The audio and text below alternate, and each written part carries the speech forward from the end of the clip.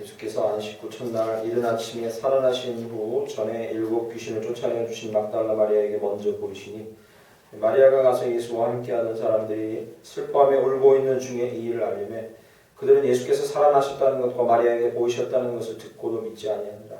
그 후에 그들 중 2 사람이 걸어서 시골로 갈 때 예수께서 다른 모양으로 그들에게 나타나시니 2 사람이 가서 남은 제자들에게 알리었으되 역시 믿지 아니하니라. 그 후에 11 제자가 음식을 먹을 때 예수께서 그들에게 나타나사 그들의 믿음 없는 것과 마음을 완악한 것을 꾸짖으시니 이는 자기가 살아난 것을 본 자들의 말을 믿지 아니하느라. 또 이르시되 너희는 온 천하에 다니며 만민에게 복음을 전파하라. 믿고 세례를 받는 사람은 구원을 얻을 것이요 믿지 않는 사람은 정죄를 받으리라. 믿는 자들에게는 이런 표적이 따르리니 곧 그들이 내 이름으로 귀신을 쫓아내며 내 새 방언을 말하며 뱀을 집어 올리며 무슨 독을 마실지라도 해를 받지 아니하며 병든 사람에게 손을 얹은즉 나으리라 하시더라. 주 예수께서 말씀을 마치신 후에 하늘로 올려지사 하나님 우편에 앉으시니라. 제자들이 나아가 두루 전파할세 주께서 함께 역사하사 그 따르는 표적으로 말씀을 확실히 증언하시니라. 아멘. 자리 앉으시겠습니다. 옆에 인사 나누시겠습니다. 잘 오셨습니다. 반갑습니다. 건강하신 것만 참 은혜입니다. 이런 시기에 오늘 전국에 있는 부활절을 맞은 모든 교회에서 아무 사고나 질병 없이 온전히 예배가 진행되기를 소망합니다. 또 괜히 또 이런 분위기에 교회에서 확진자가 나오지 않기를 간절히 소망하는 마음으로 예배합니다. 오늘은 부활주일입니다. 부활절 이 기간을 지나고 고난주간을 지나고 부활주일을 맞이하면서 어떻게 우리가 부활을 증거하는 삶을 살 수 있을까라는 말씀을 함께 나누기 원합니다. 부활을 증거합시다라는 제목으로 방금 봉독해드린 마가복음 16장 9절에서 20절 말씀 본문으로 말씀 증거합니다. 부활은 기독교 신앙의 핵심입니다. 성탄절도 있고 여러 절기가 있지만 부활절만큼 중요한 절기가 없을 것입니다. 그리고 사실 기독교는 부활절로부터 시작되었고 그것 때문에 존재의 의미가 있는 종교라 부활을 빼놓고는 말할 수 없기 때문입니다. 그런데 부활은 이제 그냥 다시 살아나는 것을 의미하지 않습니다. 사람이 죽었다가 다시 살아나는 현상은 기독교 아닌 바깥에서도 있었던 일입니다. 그래서 죽었던 사람이 살아난다는 일이 부활의 핵심은 아닙니다. 요한복음 11장 25절에 보면 26절까지 예수님께서 말씀하십니다. 나를 믿는 자는 죽어도 살겠고 그 다음이 중요합니다. 영원히 살겠다는 게 중요한 거죠. 부활의 의미는 죽었다가 다시 살아나는 것만이 아니라 다시 살고 영원히 죽지 않는다는 것이 핵심입니다. 영원토록 다시 산다는 거죠. 영원토록 살 수 있다는 거죠. 근데 그것도 부활절의 온전한 의미는 아닙니다. 영원토록 살아서 뭐 할 건데 라는 거죠. 윤회설을 주장하는 종교들은 영원히 살면은 응보관계가 거기 이어져가지고 사람으로 살다가 동물로 갔다가 동물에서 뭐 곤충으로 갔다가 다시 사람으로 올라왔다가 뭐 좀 다이나믹하죠? 거기는. 기독교는 영원히 살면 뭐 할 건데요? 영원히 사는 것이 무슨 의미를 갖고 있습니까? 부활이 중요한 것은 죽고 그리고 죽은 사람이 다시 살고 영원히 사는 것뿐만 아니라 처음 우리가 창조되었던 형상대로 회복되는 것입니다. 죄로 인해서 모든 빼앗겼던 것을 회복하고 생명도 회복하고 하나님 형상도 회복하고 통치자로서의 다스림도 회복하고 이 모든 것을 회복한다는 것. 그런 의미에서 부활은 기독교 신앙의 가장 핵심 중에 핵심인 거죠. 그래서 이 부활절을 맞이할 때마다 꼭 기억하십시오. 죽었다가 우리 다시 살아나는 소망을 가졌어요. 그게 다가 아니라 영생의 소망도 같이 가진 거고 그리고 우리가 나중에 예수님 오셔서 완전히 이 땅에 재림을 하실 때 이후뿐만 아니라 지금도 회복된 형상과 회복된 생명과 회복된 다스림으로 살아갈 수 있다는 그런 믿음을 갖고 있기 때문에 이 부활이 저에게 중요한 절기라고 믿습니다. 어떻게 부활이 우리에게 다가왔습니까? 이 죄와 죽음의 문제 때문에 우리에게서부터 모든 것을 뺏어간 그것으로부터 모든 사람보다 먼저 고통을 당하시고 죽으시고 부활하신 예수 그리스도 그분을 믿음으로 우리에게 부활이 찾아왔다는 겁니다. 만일 부활이 없다면 모든 믿는 사람만큼 세상에서 불쌍한 사람이 없을 거다라고 사도 바울은 고린도전서 15장 19절에 이야기합니다. 그러니까 부활신앙을 갖지 않으면 설사 교회를 다닌다 할지라도 부활신앙이 희미해지면 그것처럼 불쌍한 사람은 없습니다. 다른 사람만큼 쉬지도 못하고 놀지도 못하고 자기 육신대로 하지도 못하고 자기 마음껏 하지도 못하고 다 절제하고 그리고 하나님을 믿는 사람으로서 부활을 신봉하는 사람으로서 신뢰하는 사람으로서 살아가는데 다른 거 다 못하고 그거 보고서 주님 바라보고 이렇게 신앙생활하는데 만약에 부활이 없다면 사도 바울은 그래서 우리가 더 불쌍한 자이리라 세상 사람보다 고백합니다. 그런데 저희는 그렇지 않습니다. 할렐루야. 저희는 부활이 있다는 걸 믿기 때문에 그리고 우리가 그것을 나중에 누릴 것이고 지금도 누리고 있다는 사실을 믿기 때문에 우리는 불쌍한 사람들이 아닙니다. 그러므로 오늘 본문 말씀에 16장 15절 보시죠. 15절에 또 이르시되 너희는 온 천하에 다니며 만민에게 복음을 전파하라 이렇게 얘기합니다. 여기서 복음을 부활이라고 바꿔도 상관없습니다. 복음의 핵심이 부활이니까요. 복음을 전파하라, 부활을 전파하라. 모든 사람에게 평생 가장 중요한 삶의 목적이 무엇인지 오늘 마가복음 16장 15절에 말해주고 있습니다. 우리의 삶의 목적이어야 하고 이 땅이나 온 세상에 사는 사람들의 궁극적인 삶의 목적인 거죠. 무엇입니까? 복음, 즉 예수님이 부활하셨고 그 부활 소망을 우리와 온 인류에게 믿는 자들에게 주셨다는 걸 전하는 것이, 증거하는 것이 우리의 궁극적인 삶의 목적이라는 겁니다. 이 사실을 모르는 분은 아무도 없습니다. 그러나 이것이 우리에게 큰 부담이고 대단한 결심을 해야 되는 일이라는 것이 우리에게는 이게 참 어려운 문제인 거죠. 부활의 증인이 되세요. 뭐 이렇게 하면요. 목사인 저도요. 마음에 부담이 막 이렇게 와요. 그 얘기 들으면 막 즐겁고 막 너무 막 즐겁고 막 의욕이 생기고 막 당장 뛰쳐나가야 이런 것보다는 교회를 다니고 믿음을 갖고 있는 사람이라 할지라도 부활의 증인되라 하면 큰 부담이 다가오고 대단한 결심을 해야 하는 일입니다. 그렇지 않습니까? 저만 그런지 모르겠지만 직접 하는 건 피하고 싶고 누군가 하는 걸 뒤에서 돕고 싶은 마음이 간절합니다. 그러니까 내가 하는 거는 좀 피하고 싶고 누군가 하면 최전선에서 하면 난 좀 이렇게 열심히 돕고 싶고 솔직한 심정이죠. 그게 왜냐하면 그게 믿지 않아서가 아닙니다. 그렇게는 오해하지 마세요. 내가 부활을 믿지 않아서가 아니라 현실의 우리 자신을 보고 이 험악한 세대를 보고 그리고 기독교인에게 이렇게 특별히 더 각박한 세상을 보면서 어떻게 해야 될지를 모르고 마음에 부담만 가득한 거예요. 내가 어떻게 해야 될지를 모르는 거죠. 그러니까 주님이 오셔서 우리가 생명을 얻었고 형상이 회복되었다는 건 중요하지만 그것을 증거하는 데까지 나아가야 되는 것이 이 부활절의 의미인데 이게 어떻게 해야 될지 모르고 큰 부담만 우리에게 있다는 겁니다. 오늘 본문 말씀에서 16장 9절에서 20절은요. 조금 진보적인 신학자들은 이 16 마가복음에 원래 있던 글이 아닌데 붙여진 거다라고까지 얘기합니다. 그래서 이 여러분 성경에 보면요. 9절 바로 뒤에 이렇게 나오는 거 보이십니까? 이렇게 가로가 있어요. 그럼 20절에 그 가로가 끝나요. 확인하셨죠? 그러니까 어떤 신학자들은 이게 억지로 붙인 거다라고 얘기해요. 왜 그런지 아십니까? 이게 예수님이 부활하시고 그 사실이 여인에게 알려졌다는 8절로 이야기는 끝나요. 사실 객관적인 이야기.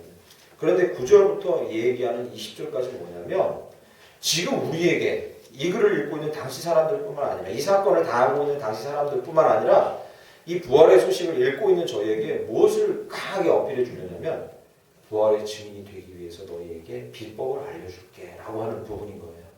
너희가 어떻게 부활의 증인으로 살 수 있을지에 대해서 알려줄게 라고 하는 부분이에요. 이게 덧붙여진 거라도 상관없어요. 성령께서 그렇게 하셨다면 이 부분을 통해서 우리가 부활의 증인으로 어떻게 살지에 대해서 가르쳐 주시려고 이렇게 완성한 줄 믿습니다. 이 마음으로 완성하신 거예요. 어떻게? 정답은 먼저 말씀드리면 우리가 부활을 증거하려면 부활을 믿고 매일 기대하고 매일 누려야 하는 것입니다. 이거밖에 방법이 없어요. 뭐라고요? 부활을 믿고 매일 기대하고 또 매일 누려야 할 수밖에 없어요. 그렇지 않고는 부활을 누구에겐가 한마디라도 말할 수 없고 삶으로 말로 표현해 줄 수가 없어요. 제가 그제 금요일 날 아주 멀리서 손님 찾아왔는데 제 목사 후배 한 명이 찾아왔어요. 그래서 교회에서 한 2-3시간 이렇게 이야기 나누고 자기 이제 갈 곳이 있다 해서 또 다른 곳으로 갔는데 그제 이제 그 2-3시간 이야기를 나누면서 정말 제 마음에 많이 위로도 얻고 또 저도 그 후배에게 충고도 해주곤 했지만 저도 큰 위로를 받았어요. 그런데 어느 부분에서 위로가 많이 된다면 이거예요. 같은 목사로서 제가 나누는 이야기, 제가 여기서 읽은 이야기 말고요. 여기서 이렇게 성경에서 우리가 많이 읽은 이야기 말고 이 일부분, 극히 일부분을 가지고 제가 개척하고 목회하면서 한 5-6년 동안 이게 정말 내 이야기다라고 하는 부분에 대해서 제가 얘기를 꺼내면서 나눴더니 그게 자기 이야기라고 이렇게 얘기하는 거예요. 아닙니다, 목사님. 그건 내 이야기예요. 이렇게 얘기하는 거예요. 그러면서 너무 이게 여기 오길 잘했습니다. 제가 바로 그 고민을 하고 있고 그 부분을 가지고 그 성경 부분을 가지고 저도 고민하고 있고 제 사역과 삶에 대해서 지금 그 고민을 하고 있다.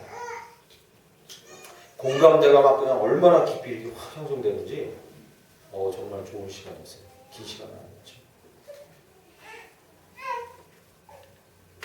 젊을 때는 다윗 정말 좋아했는데 이제는 야곱이 정말 좋아요. 목사님 나도 요즘에 야곱이 너무 좋아요.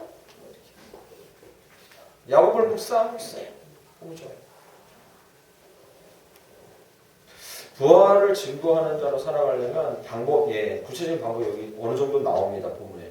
그거보다 먼저 부활을 믿고 매일 기대하고 그것을 내가 친히 경험할 수 있는 그런 애가 우리 가운데 있길 간절히 축원합니다. 그러면 막연한 부담감이나 하지 못했다는 죄책감이나 그 어려움에서부터 벗어나서 실제로 어떻게 부활의 증인이 될 수 있는지 그런 삶을 살아가게 될 것입니다. 잠깐 살펴보겠습니다. 먼저 전제를 살펴봐야 될 게 제가 방금 말씀드린 대로 16장 9절부터 20절은 마치 붙여진 것처럼 이야기가 매끄럽지가 않습니다. 8절 보시죠. 여자들이 몹시 놀라 떨며 나와 무덤에서 도망하고 무서워하여 아무에게도 말하지 아무 말도 하지 못하고 1절 말씀에 보시면 안식일이 지나 막달라 마리아와 야고보의 어머니 마리아와 살로메가 가서 예수께 바르게 향품을 사다가 두었다가 그것을 가지고 예수의 무덤에 갔다가 청년 한 명이 빈 무덤에서 예수님이 부활하셨다는 것을 증거합니다. 그래서 6절 말씀 보시죠. 청년이 이르되 놀라지 말라. 너희가 십자가에 못 박히신 나사렛 예수를 찾는구나. 그가 살아나셨고 여기 계시지 아니하니라 이렇게 얘기하는 거예요. 그러니까 그 말씀을 듣고요. 8절에 여자들이 몹시 놀라 떨며 나와 무덤에서 도망하고 무서워하여 아무에게도 말하지 아무 말도 하지 못하니라. 여기까지가 예수님이 부활하신 것에 대한 첫 번째 증인 이야기를 꺼내고 있는 거예요. 그러면 이 다음에 무슨 얘기가 나오겠습니까? 추측컨대. 여러분 무슨 이야기가 나오겠습니까? 강력한 단서가 7절에 나와 있습니다. 보시죠. 가서 그의 제자들과 베드로에게 이르기를 예수께서 너희보다 먼저 갈릴리로 가시나니. 이거 예수님께서 돌아가시기 전부터요. 제자들에게 마지막 부분에 예수님의 공생의 기간 마지막 부분에 제자들에게 계속 말씀하신 거예요. 내가 죽고 부활하면 갈릴리에 있을 테니까 그리로 와. 예수님 몇 번 하신 말씀이에요. 천사가 또 그 얘기하고 있는 거예요. 예수님 먼저 갈릴리로 가시나니 전에 너희에게 말씀하신 대로 너희가 거기서 배우리라. 만약에요 이걸 시간 순서상으로 오늘 본문 말씀을 적었다면 9절에 어떤 장면이 나오는 것이 정상입니까? 제자들이 갈릴리로 달려가요. 거기서 감격스럽게 예수님 맞이해요. 이런 장면이 나와야 되잖아요. 그런데 시간 순서상 이렇게 막 이 글을 쓰지 않고 9절에부터 20절까지 전혀 다른 방식으로 써요. 9절에서부터 20절 이야기는 갈릴리에 대한 이야기가 한마디도 없어요. 어디서 일어난 일입니까? 9절에서 20절은 예루살렘에서 그냥 일어나고 있는 일이에요. 만약에 예수님이 살아나셔서 갈릴리에 있구나 제자들이 가서 봤네? 이것만 강조하려고 했으면 갈릴리 얘기로 빨리 옮겨가면 돼요. 그러나 오늘 9절에서 20절은 그게 아니에요. 예루살렘 이야기를 이렇게 길게 쓰고 있어요. 목적이 무엇입니까? 사건의 진행 정황을 넘어서 특별한 목적을 가진 서술인 거예요. 이 글이. 무슨 목적이겠습니까? 부활이 어떻게 증거되는지를 제자들에게 우리에게 가르쳐준 거예요. 부활은 이런 방식으로 증거되어야 한다고 메시지를 주고 있는 거예요. 부활했다는 사실 자체도 중요하지만 그게 어떻게 증거돼야 되는지에 대해서 우리에게 말해주고 싶은 거예요.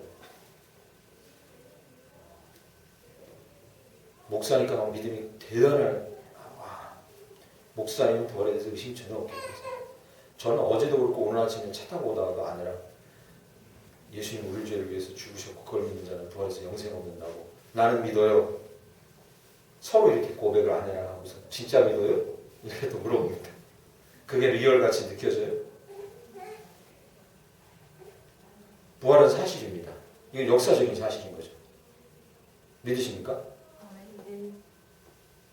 그것이 우리 자신에게도 계속 증거되고 경험돼야 되고 그래야 그것이 증거되고 경험될 수 있습니다. 어떻게 그렇게 증거될 수 있는가, 증거되는가를 말하고 있는 게 9절에서 20절 내용입니다.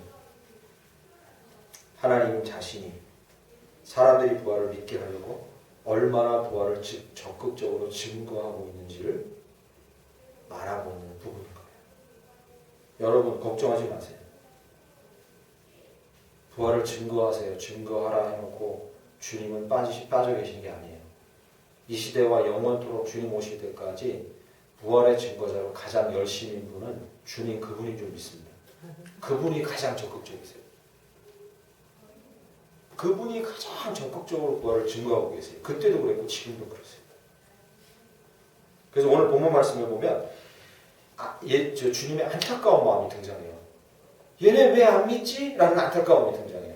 그만큼 열심이시라는 얘기예요. 하나님이, 예수님. 여기 본문 말씀을 보시면 11절 보시죠. 11절. 그들이 예수께서 살아나셨다는 것과 마리아에게 보이셨다는 걸 듣고도 뭐한다고요? 믿지 아니합니다. 써있죠? 반복돼요, 이게. 반복돼요. 13절에 또 반복돼요. 두 사람이 가서 남은 제자들에게 알렸을 때 역시 믿지 아니합니다. 또 반복돼요. 14절 가면 또 반복돼요. 14절 중간 부분에 믿음 없는 것과 마음이 완악한 것을 꾸짖으시니 이는 자기가 살아난 것을 본 자들의 말을 믿지 아니합니다. 계속 이 부분을 집어서 반복해요. 여인이 본 걸 얘기해도 안 믿어. 엠마오로 갔는 제자들이 본 걸 믿어도 얘기해도 안 믿어. 제자들에게 나타난 걸 말해도 또 안 믿어. 믿지 않는다는 사실을 쓰려고 한 게 아니라 주님이 얼마나 이걸 안타까워하고 계신지를 쓴 거예요. 저는 그렇게 보여요. 이 말씀 묵상하면서. 그 반대는 뭐예요? 그만큼 부활을 증거하려는 주님의 마음이 얼마나 간절한 거였어요. 그래서 여기 14절에 꾸짖으셔요. 왜 믿지 않냐? 내가 이렇게 여러 방법을 통해서 증거하고 있는데 왜 믿지 않느냐고 얘기하는 거죠. 이건 엄중한 명령인과 동시에 주님께서 가장 열심히 해가고 있는 일인 거죠. 그러므로 부활을 믿고 기대하고 매일 누리고 그것을 증언하는 자로 살아가려면 이 사실을 먼저 믿어야 됩니다. 부활을 가장 열심히 증거하고 있는 분은 그분이시죠. 할렐루야. 여러분 염려할 거 없어요. 저랑 여러분 염려할 거 없어요. 내가 어떻게 증거하지라고 먼저 염려하실 거 없어요. 그래서 가장 적극적으로 증거하시는 분은 하나님 그분이죠. 오늘 본 말씀에 어떻게 증거하고 계신지 세 가지 살펴보고 9절, 11절, 13절, 14절 걸쳐서 나타나는 단어들이 있습니다. 9절 말씀 보시죠. 예수께서 안식 후 첫날 이른 아침에 살아나신 후 전에 7 귀신을 쫓아내주신 막달라 마리아에게 먼저 그 다음 뭐예요? 보이시니 써있죠. 보이시니 11절 말씀 보시죠. 그들은 예수께서 살아나셨다는 것과 마리아에게 보이셨다는 것을 나와있죠. 13절로 가보시죠. 두 사람이 가서 남은 제자들에게 알렸을 때 믿지 아니하니라. 여기는 숨겨져 있어요. 여기 두 사람이 누굽니까? 엠마오로 가는 두 사람. 거기서 예수님께서 하신 일이 뭡니까? 그들의 눈을 열어서 보게 하시고. 역시 보게 하신다는 얘기, 보게 하셨다는 얘기가 숨겨져 있어요. 14절로 가보시죠. 14절 끝에 자기가 살아난 것을 뭐한 자? 본 자들의 말을. 그분은 그때도 그랬고 지금도 그렇고 자기의 부활을 계속해서 보여주시고 나타내주시고 그때도 그랬고 지금도 그렇습니다. 어떤 방식으로?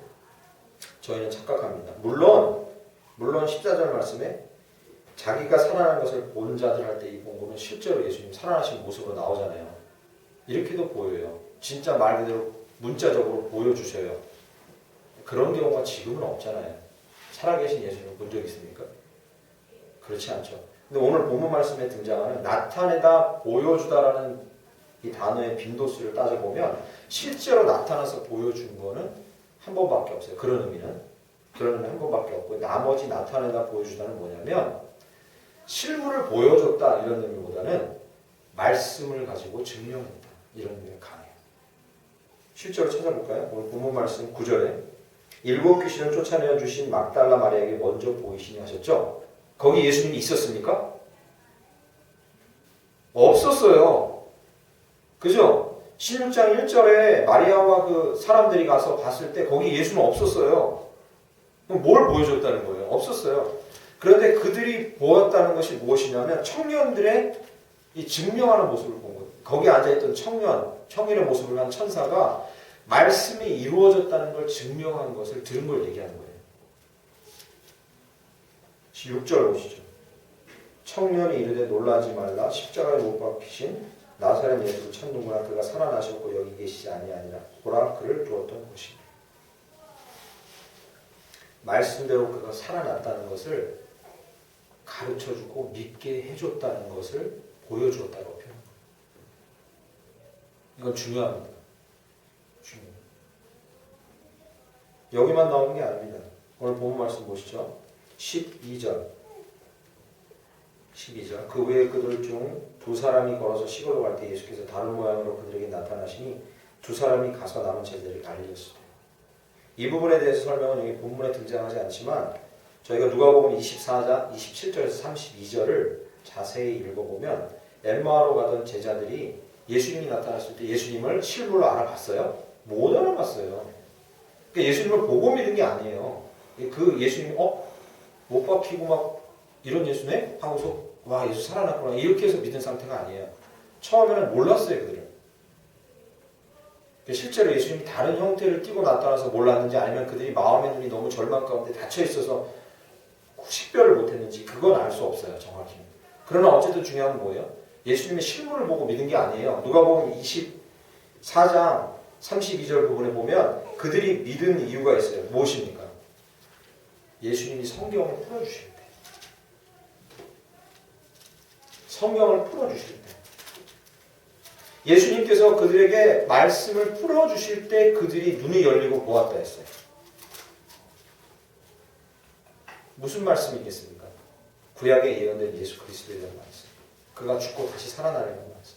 이 말씀을 그들에게 풀어주실 때 그가 보았다고 그랬어요. 그들이.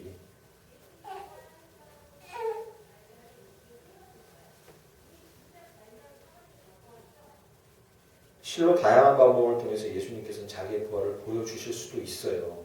맞습니다. 그건 가능한 일이에요. 선교지에서 기적 같은 방법으로 살아나신 예수님이 나타날 수도 있어요. 그건 가능한 일입니다. 물론 가능한 일이에요. 오늘 본문에서 비유상 그런 경우가 한번 나오잖아요. 그죠? 여기 이거 나와요. 그러나 그거보다 많은 퍼센테이지를 차지하는 주님의 부활이 보여졌다는 개념은 뭐예요? 그런 말씀을 읽을 때 눈이 열렸다는 거예요. 주님은 그때도 그렇게 하시고 지금도 그렇게 하실 줄 믿습니다. 주님은 열심으로 그 일을 지금 행하고 계세요. 누군가 이 말씀 전혀 관심이 없다가 부활에 대한 말씀을 듣거나 읽게 하셔요. 우연이라도. 처음에는 눈이 닫혀서 모르다가 눈이 열려서 그 부활을 보게 되는 거예요. 할렐루야. 그런 일을 지금 주님이 하고 계시다. 여러분 혹시 그런 경험 없으십니까? 저는요 가장 충격적인 경험이 뭐였냐면 대학에 입학했는데요 3학년 말에 제가 서운한 게 있어서 3학년 말부터 취업 준비를 안 하고 도서관에서 성경 읽기랑 신대원 시험 준비를 하고 있었어요. 졸업 준비랑 동시에 하고 있는데 당시 저희 학과에서 가장 핸섬하고 부자고 스마트하고 뭐 고루 다 갖춘 남자 선배 한 명이 저한테 자꾸 접근을 하더라고요. 이 선배가 유명했어요. 뭐 기업체 사장 아들이었는데 정말 미끈해요. 핸섬하고 예의도 바르고 젠틀하고. 그래서 과 여자애들이 막 줄을 나와가지고 사귀어보려고 막 대시 많이 하던 그런 선배예요. 근데 너무 도도해서 저도 그렇게 관심이 없었어요. 안 친하면 되지. 근데 4학년 들어서 자꾸 저한테 접근을 하는 거예요. 접근해서 밥 먹자 성주야. 그래서 자주 이렇게 학생회관 가서 식당 가서 밥 먹고 이러는 바람에 그때 당시 저희 과 여자애들이 저 줄 타고 넘어가려고 선배 소개시키라 이런 일까지 있었어요. 굉장히 친한 척을 하더라고요. 그래서 저는 왜 그런가? 목적이 있을 거다, 이 사람. 음흉한 목적이 있을 거다 생각했는데 목적이 있었어요. 그게 뭔지 아십니까? 저 그때 많이 놀랐어요. 신대원 준비하면서. 이게 하나님이 이렇게 일하시는구나. 제가 동문학과를 전공했거든요. 동문학을. 근데 이 선배가 독일 문학으로 박사학위를 받아서 교수 생활을 하려고 독일로 유학 갈 준비를 하고 있었던 거예요. 3학년 때부터. 그런데 3학년 때부터 독일어 공부를 계속 하다 보니까 성경을 모르면 독일 문학을 할 수 없다는 걸 깨닫게 된 거예요. 독일 문학 안에 성경 이야기가 너무 많이 나오기 때문에 성경을 모르면 독일 문학을 할 수가 없어요. 물론 영미 문학도 그대로 올라가면 그렇지만 독일 문학은 더 심해요. 성경적인 배경이 없으면 문학 자체를 할 수가 없어요. 저한테 접근한 이유가 있는 거예요. 자꾸 와서 성경 이야기를 물어보는 거예요. 이게 무슨 이야기냐? 배경이 뭐냐? 그럼 나중에 와서는 저랑 같이 저기 교보문고 가서 종로에 가서 신학 개론책, 성경 개론책 같은 거 구해달라면서 읽고 하는 거. 이 양반은 기독교인이 아니었어요. 교회 다니는 거 되게 싫어했고. 갑자기 태도가 바뀌는 거야. 그러면서 자꾸 그걸 탐독을 하니까 어떻게 되겠어요? 이 말씀이라는 게 놀랍습니다. 탐독을 하니까. 자꾸 탐독을 하니까 예수와 부활에 대해서 친근감을 받기 시작해요. 그럼 저한테 자꾸 물어보는 거예요. 예수가 부활했다는데 사실이냐? 그걸 어떻게 증명하냐? 그 선배가 지금 교회를 다니거나 신앙이 어느 정도 신실한지 저는 그건 몰라요. 그래서 저는 믿습니다. 그 하나님이 하시는 일이다. 보여주시려고 하는 거예요. 자기가 살아있는 예수가 나타나서 보여주는 게 아니라 자기가 읽은 말씀이 눈이 열려서 볼 수 있도록 하나님이 인도하고 계시다는 직감이 든 거죠.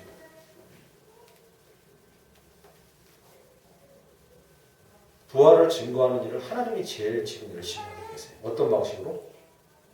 누구에게인가 귀동냥으로 부활에 대해서 들었거나 자기가 예전에는 콧방귀 끼고 비난하고 했던 부활의 이야기, 그러나 언제 한번 들었던 이야기, 그 이야기를 언젠가는 마음의 눈을 열어서 믿을 수 있도록 하심으로 부활을 증거하고 계신 줄 믿습니다. 하나님 그렇게 하셔요. 지금 그렇게 하셨다는 것을 증명하려고 이게 9절 때 이야기를 쓴 거예요. 하나님이 일하십니다. 부활을 증거하려고 일하십니다. 우리 입장에서 할 수 있는 일은 무엇입니까? 우리도 열어달라고 해야 되는 거죠.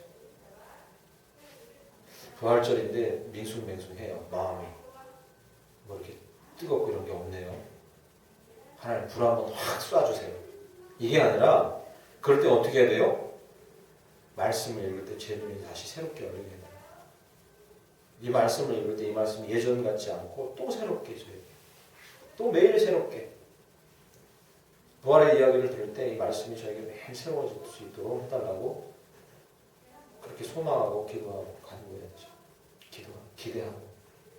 동시에 다른 사람을 향해서 어떻게 해야 돼요? 이미 하나님이 그렇게 준비하고 해하고 계시기 때문에 우리는 염려 없이 이렇게 할 수 있어요. 설사 누가 콧방귀를 끼더라도 예수님 부활하셨다고 말씀을 던지거나 심을 수 있어요. 받아들이거나 받아들이지 않는 건 상관없어요. 그 다음에는 누가 하시는데? 제일 열심히신 주님이 하니까.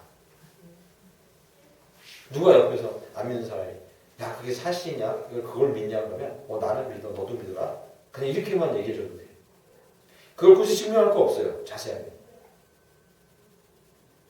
눈을 여는 건 결국 주님이십니다.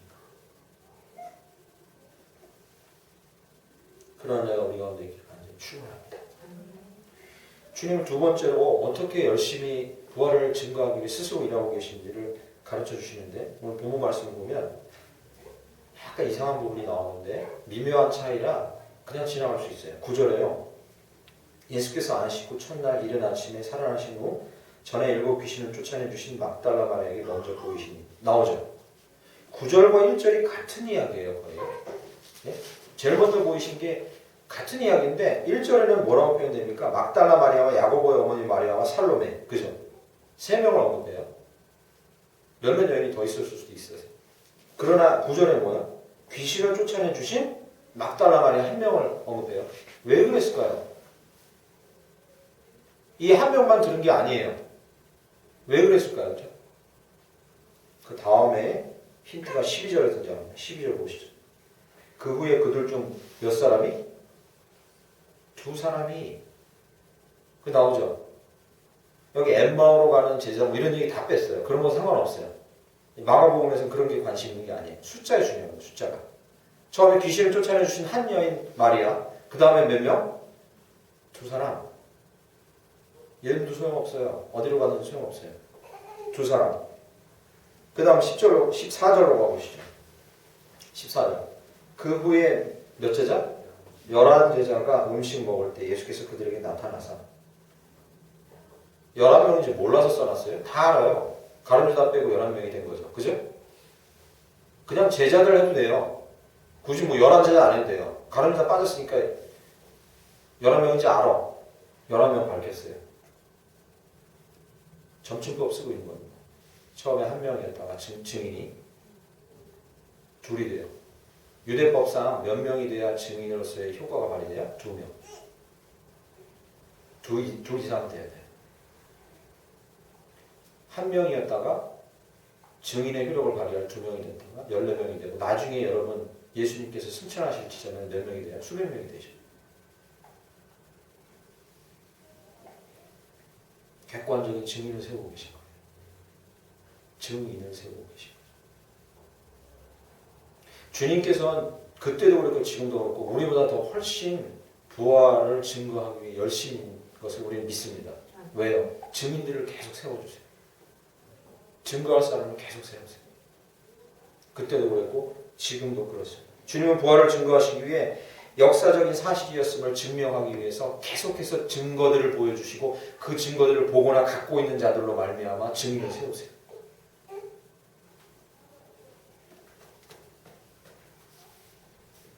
주님 두 번째 하시는 일.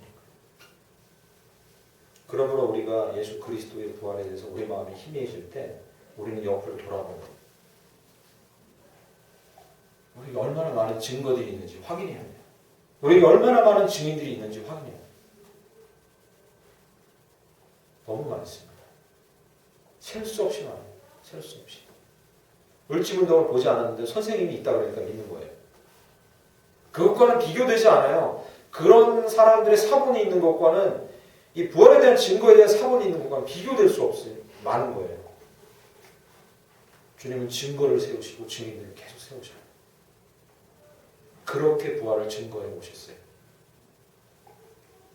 여러분 이 기독교 역사상 기독교를 가장 급진적으로 많이 확산시켰던 몇몇 사람들이 있는데 서양의 몇몇 사람들이 있는데 그 사람 특징이 뭔지 아십니까?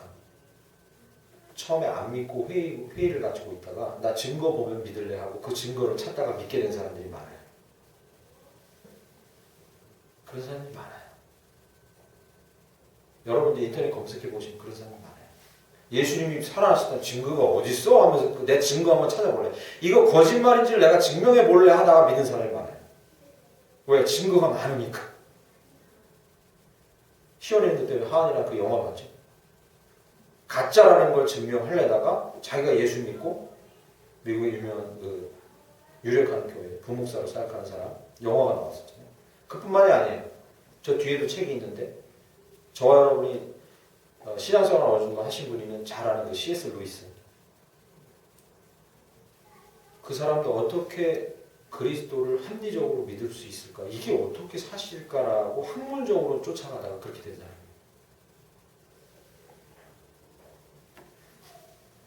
왜?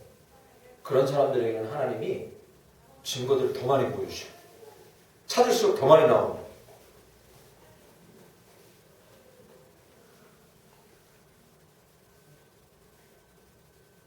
또한 하나님께서 증인들을 세우신다는 이 이야기가 우리에게 얼마나 큰 소망이 되냐면 어떤 진실이나 진리도 추상적인 원리나 진리 자체로 잘 전해지지 않는다는 것 때문에 더 중요해요. 그렇지 않습니까?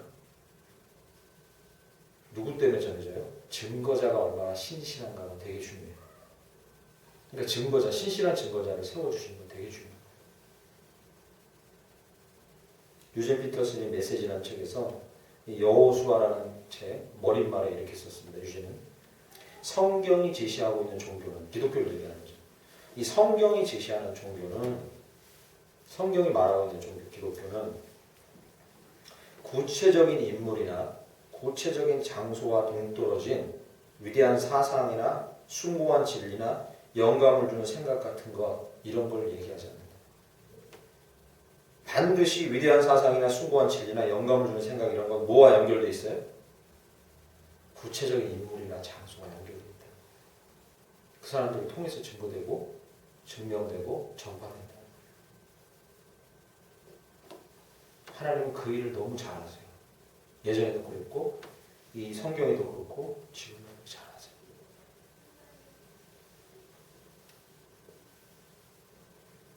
그러므로 부활절을 지내는 지금 저희가 저희 자신에게 먼저 할 일은 무엇이냐면 우리는 눈을 들어서 증거들을 찾고 얼마든지 찾아보세요.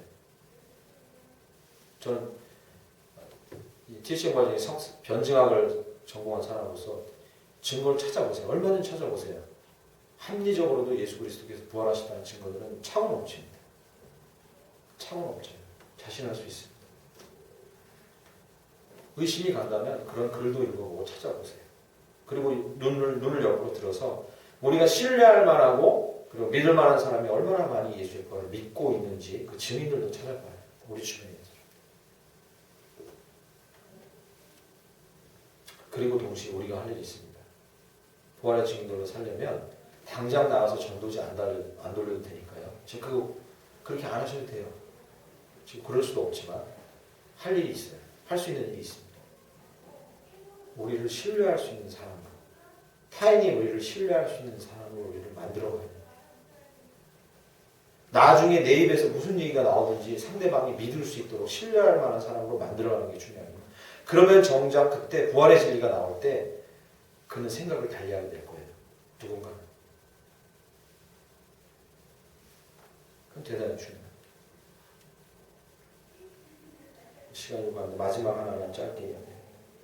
주님께서 마지막으로 부활을 증거하시고 너무 열심히 하셨던 건 오늘 본문 말씀 16절에서 18절, 20절에 나옵니다. 16절에서 18절은 읽지 않아도 여러분 많이 아실 겁니다. 그 유명한 거 귀신 쫓아내고 방언 말하고 뱀을 집어올리고 독을 마셔도 해줄 받지 않고 병든 사람의 손을 얹으면 낫고 이런 얘기, 극적인 얘기 많이 나오죠. 그리고요 오늘 본문 말씀 20절에 노골적으로 제자들이 나가 두루 전파할새 주께서 함께 역사하사 그 따르는 뭐요? 표적으로 말씀을 확실히 증거하시죠. 주님께서 부활을 증거하시기 위해서 사용하신 열심히 사용하신 세 번째 방법은 뭐냐면 표적을 보여주신 거예요. 오해하지 마십시오. 표적 이야기가 20절에 나오고 그 표적에 대한 설명이 16절에 18절에 나오니까 표적과 기적을 혼동해서 생각하시는 경우가 많아요. 기적과 표적은 다릅니다. 기적은 뭐냐면 미라클이 그냥 도저히 납득할 수 없는 놀라운 일이 일어나는 거예요. 설명할 수 없는. 이건 기적인데 표적은 그게 아니에요. 표적의 의미는 그게 아니에요. 표적이 무엇입니까? 표적은 그냥 사인이에요. just sign. 뭐냐면 말씀이 진리라는 것을 보여주는 사인. 그 중에는 기적도 있을 수 있지만 기적이 아닌 것도 있을 수 있어요. 우리 눈에 보기에 상식적인 건데도 표적이 될 수 있는 거예요. 무슨 얘기인지 아시겠죠? 반드시 뱀을 잡았는데 안 물려야 믿는 사람이 뱀을 잡았는데 물렸는데 안 죽어. 오, 이거는 표적이다. 말씀이 살아있는 표적이에요.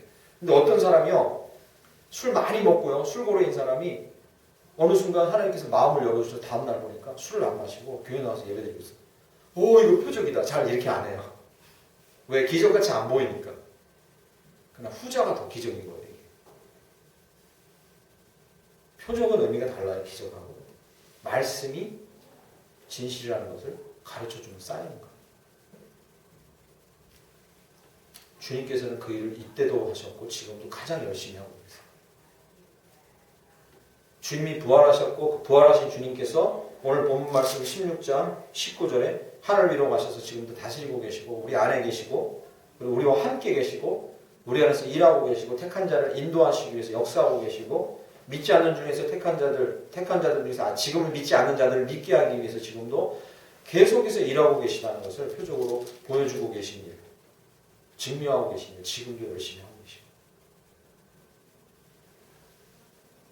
어떤 사람보다 더 열심히 합니다. 주님이 제일 열심히. 그러므로 부활절을 지내는 지금 이 순간 저희가 부활의 증거자로 살기 위해 먼저 해야 할 일은 주님 우리에게도 주님이 주신 이 약속이 사실임을 알게 하옵소서. 표적으로 이 기도를 해야 돼요. 근데 오해하시는데 그 표정 얘기를 꺼내니까 자꾸 막 배 물려 안 죽어 방언 말해 얹으니까 병나 자꾸 이런 표정을 구하니까 이 기도를 안 하게 되는 거예요. 그것만 상상하니까. 그럼 우리는 기도해야 돼요. 이 말씀이 진실이면 사실이면 이 약속이 지켜지는 것을 우리가 알 수 있도록 표적을 보여달라는 건 꼭 그런 것만 구하는 게 아니에요. 우리가 기도할 때 우리 주변에 안 변할 것 같은 사람이 변하는 것이 표적인 거죠. 생전 믿지 않을 것 같은 사람이 믿는 게 표적인 거죠.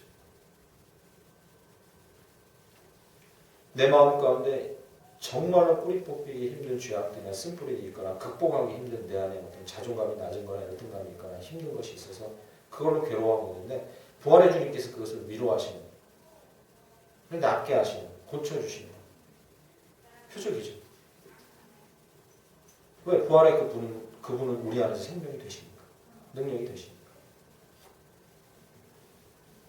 완악한 마음이 열리고 하나님의 세심한 섭리가 우리 가운데 있는 것을 다른 사람은 볼 수 없지만 우리가 일상 가운데서 보게 되는 것도 표적인 거죠. 다 표적인 거죠. 분명히 똑같이 다 힘든데 나는 마음이 기쁜 것도 표적인 거죠. 표적인 거죠. 왜? 주님 평안을 주신다 했으니까. 표적인 거죠. 부활의 증인으로 살기를 간절히 축원합니다. 네. 그러나 그것은 진리를 외치거나 또는 위대한 사상을 외치거나 영감 같은 걸 말한다고 되는 게 아니라 유진 피터슨의 말대로 주님께서 그 일을 제일 열심히 하고 계시고 그리고 그 일이 우리 일상 가운데에서 증거들을 세우시고 증인들을 세우시는 하나님의 능력으로 나타나는 것을 보고 표적을 보고 그리고 그 안에 우리가 파도에 올라타듯이 이렇게 딱 올라탈 때 가능한 거죠. 우리는 그저 파도에 타듯이 올라타는 것뿐이에요. 우리가 뭘 주도적으로 하는 거예요.